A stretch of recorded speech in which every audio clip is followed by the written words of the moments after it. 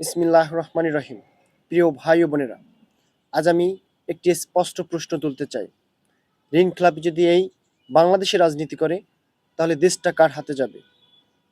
যে ব্যাংকের টাকা ফেরত দেয় না, যে জনগণের আমানত আত্মসাৎ করে, যে নিজের দায় এড়িয়ে চলে, সে কিভাবে দেশের দায়িত্ব নেবে?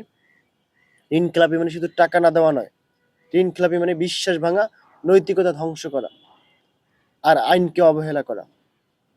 যে নিজের হিসাব পরিষ্কার করতে পারে না, সে কিভাবে দেশের হিসাব দেবে? যে ব্যাংকের কাছে জবাবদিহি করে না, সে জনগণের কাছে কিভাবে দায়বদ্ধ থাকবে?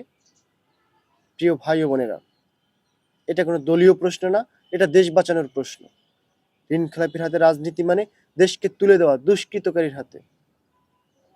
আমরা এমন বাংলাদেশ চাই না যেখানে অপরাধ পুরস্কার পায় আর সততা কোণঠাসা হয়।